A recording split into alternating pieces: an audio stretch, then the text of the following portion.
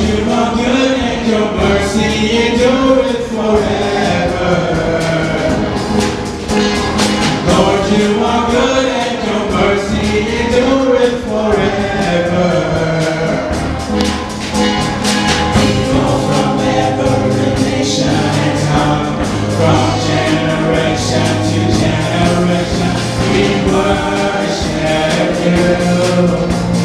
Hallelujah, hallelujah, we worship you for who you are. God wants to use us as vessels in order to equip others with God's love and to bring the good news to the world. And I know that myself included, a lot of us probably think, what exactly does that mean? What does all of that entail? And so, in what ways can God prepare us to bring the good news? And as Mark 13 gives us the reason to share that good news, being very much in these last days.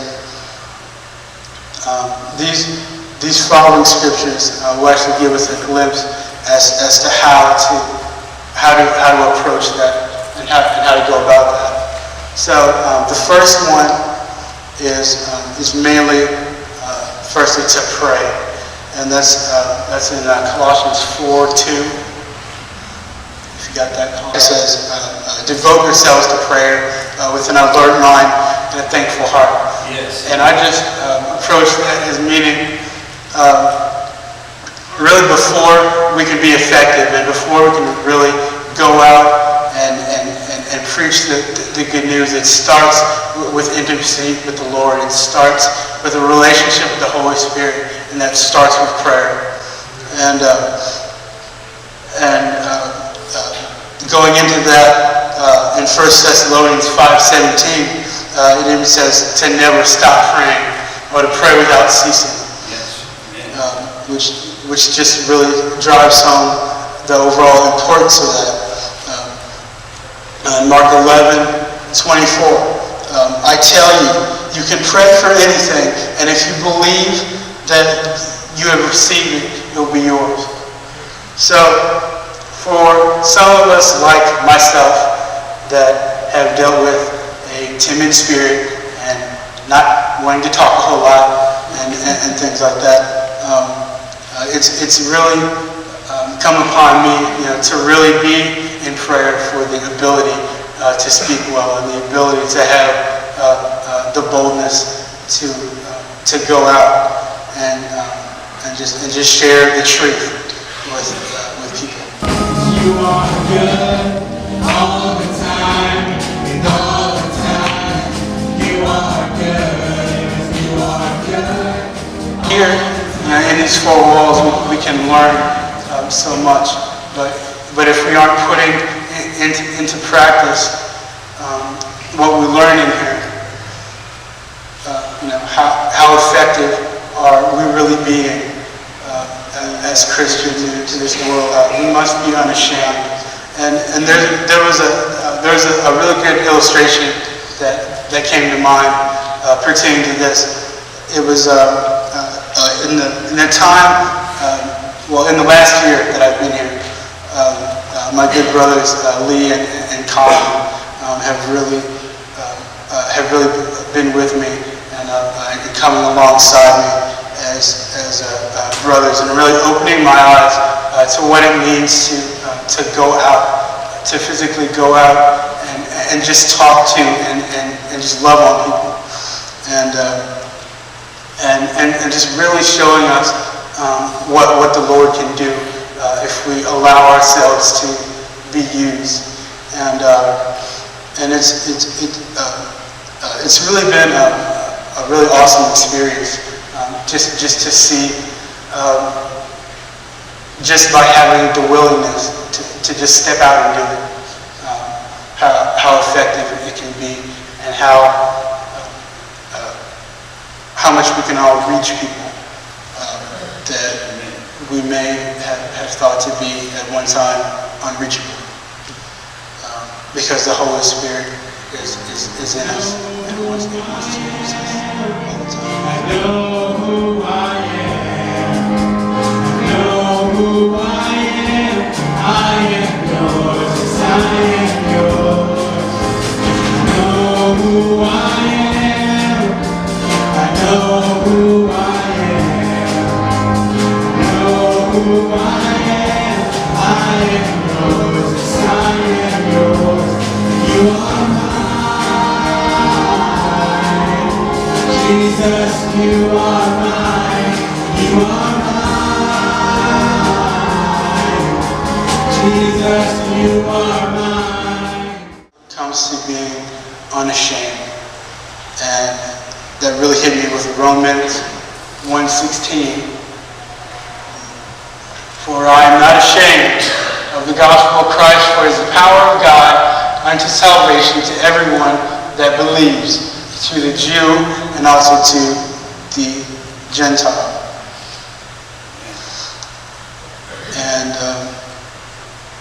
to add on to that, in 1 Timothy 4:12, set an example for believers in speech, in life, in love, in faith, and in purity.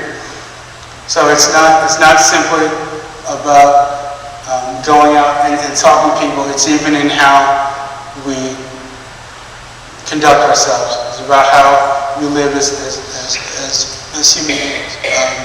And in Acts 4:29 it says, "And now, O Lord, hear the hearts, and give us, your servants, great boldness in preaching your word." And as I said before, boldness has really been a really big issue with me. Because many of you saw me at 12 when I would not be up here speaking in front of all of you, even if you paid me. It really just goes to show, me being an example of that, just how much allowing the Spirit to continually be involved, how much we can grow and effectively be used to reach others.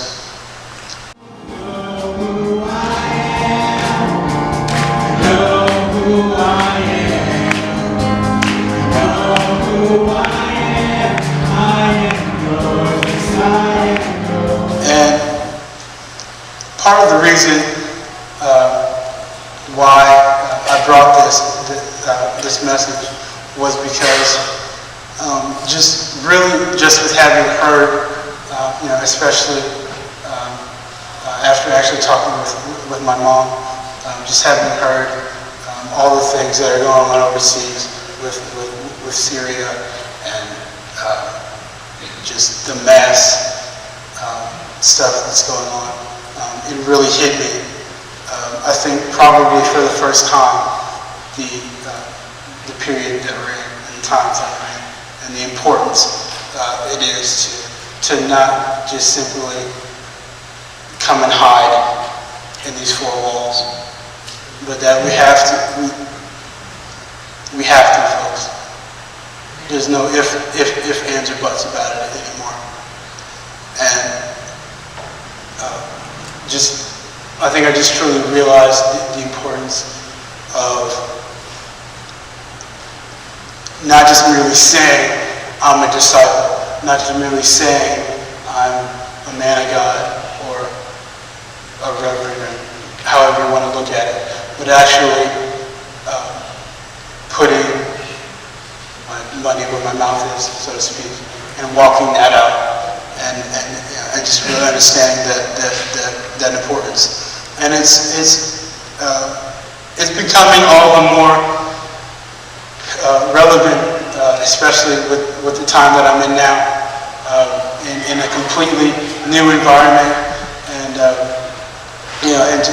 just really trying to be that example and set myself apart, not having my sphere of like-minded people, around me anymore.